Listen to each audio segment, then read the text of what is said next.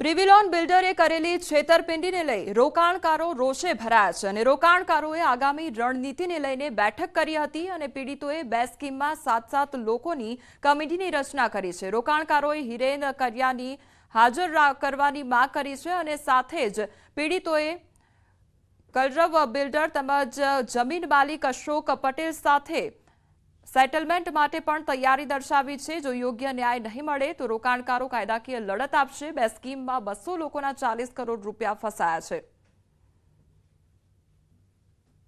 અમદાવાદના south બોપલમાં પ્રિવિલોન group દ્વારા કરોડોનું ફુલેકું ફેરવી અને બિલ્ડર જે છે તે ફરાર થઈ ગયા છે અને લોકોના ઘરનું સપનું રોળાયું છે।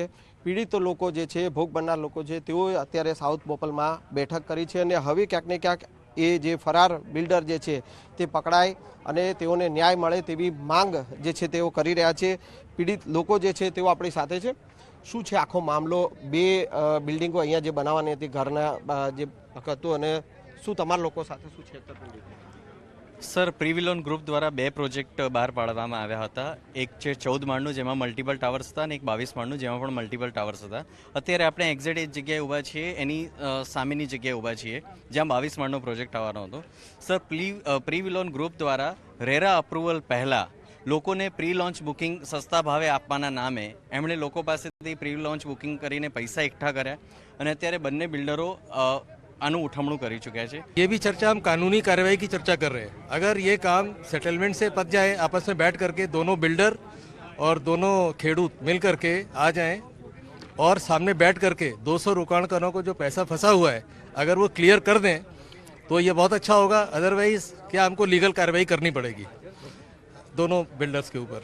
और આજે શું ન્યાય હવે તમારા લોકોને શું ન્યાય નહીં મળે? અમારે પછીનું એક્શન પ્લાન એ છે કે જો હિરેનભાઈ પાછા ન આવે 1-2 દિવસમાં તો અમે કાનૂની કાર્યવાહી આગળની કાર્યવાહી કમિટી એક બનાવી લીધી છે।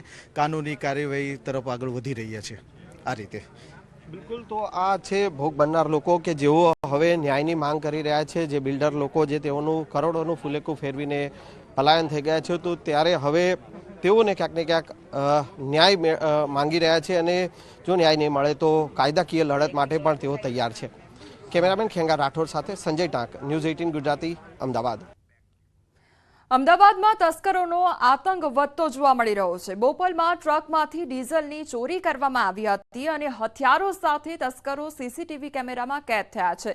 વારંવાર ડીઝલ ચોરી થતી હોવાની ફરિયાદ સામે આવી છે। કાર લઈને ડીઝલ ચોરી માટે તસ્કરો આવ્યા હતા અને ચોરી કરવામાં આવી હતી। ડીઝલ ચોરીની આ ઘટના સામે આવી છે અને વારંવાર આ પ્રકારની ઘટનાઓ બનતી હોવાનું પણ સામે આવ્યું છે।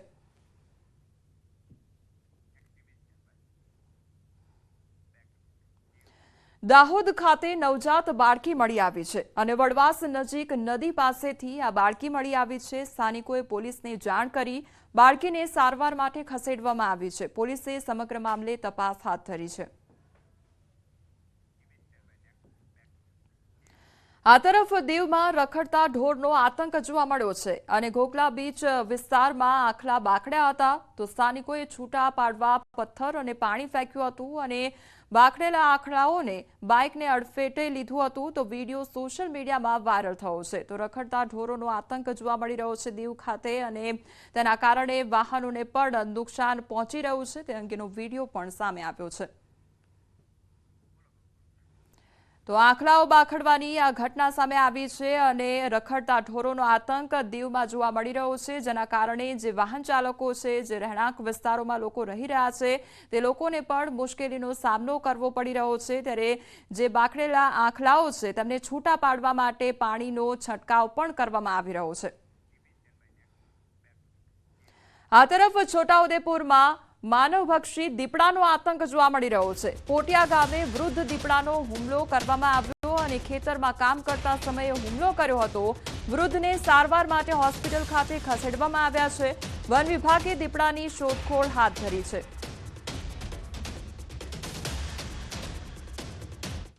ગીર સોમનાથના કોડીનારના બાવાના પીપળવા ગામે સિંહોના ધામા જોવા મળ્યા છે અને મોડી સાંજે ઉના હાઈવે નજીક ડાલામથ્થા સિંહે દેખા દીધા તો વહેલી સવારે પીપળવા મિતિયાજ ગામના રસ્તાને બે સિંહોએ બાનમાં લીધા હતા અને જેથી વાહન ચાલકો અને વાડી વિસ્તારમાં જતા લોકો પરેશાન થયા હતા. સિંહોએ છેલ્લા કેટલાક દિવસોથી બાવાના પીપળવા ગામમાં અનેક પશુઓના મારણ કર્યા છે. સતત સિંહોના ધામાથી ગામ લોકોમાં ભયનો માહોલ જોવા મળી રહ્યો છે. જૂનાગઢના મેઘાણીનગર વિસ્તારમાં રાત્રિના સમયે સિંહે ગાયનું મારણ કર્યું અને જેના દ્રશ્યો સ્થાનિકોએ મોબાઈલ કેમેરામાં કેદ કર્યા છે. સિંહને જોઈને ગૌવંશ ભાગી જતા નજરે પડ્યા હતા. હાલ આ વિડીયો સોશિયલ મીડિયામાં વાયરલ થઈ રહ્યો છે. જો કે મધુરમ અને વાડલા પાટક વિસ્તારમાં અવારનવાર સિંહના આટાફેરા જોવા મળતા હોય છે.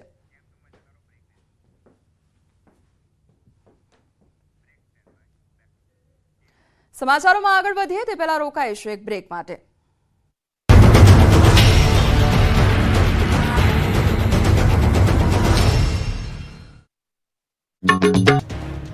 અકસ્માતના આ ભયાનક દ્રશ્યો કચ્છના ભુજના છે. અહીં કાર અને બાઇક વચ્ચે ધડાકાભેર ટક્કર થઈ. ભયંકર અકસ્માતના સીસીટીવી સામે આવ્યા છે, જેમાં જોઈ શકાય છે કે એક તરફથી ધસમસતી કાર આવી રહી છે. કારની સ્પીડ પણ વધારે છે અને એ વખતે જ એક બાઇક રસ્તો ક્રોસ કરી રહ્યું છે. એક તરફ ધસમસતી કાર અને બીજી તરફ અચાનક જ રસ્તામાં બાઇક આવી જાય છે. તેના કારણે કાર અને બાઇક વચ્ચે ભીષણ ટક્કર થાય છે. અકસ્માત એટલો ગંભીર હતો કે કારની ટક્કરથી બાઇકમાં સવાર 3 લોકો હવામાં ફંગોળાઈ જાય છે.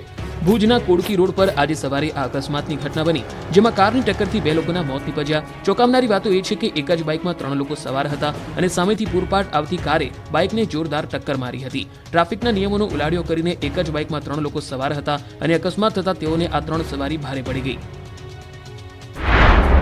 માવઠા બાદ હવે કાતિલ ઠંડીનો રાઉન્ડ.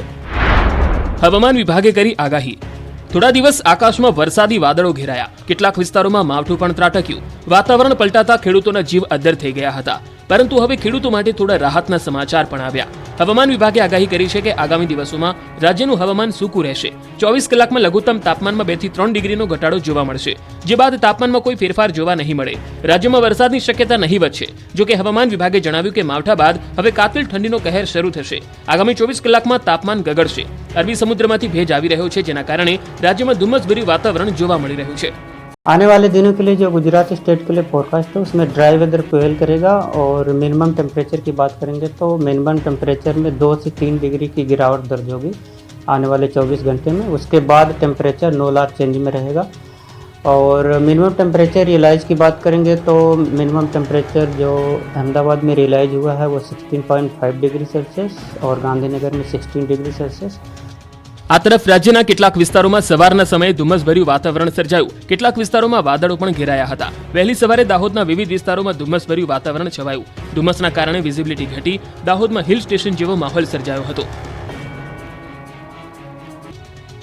પાલનપુરમાં બસ પોર્ટની આગળ પાર્ક કારમાંથી ₹20,000 ઉઠાવી ગઠિયો છુમંતર થયો હોવાની ઘટના બની છે.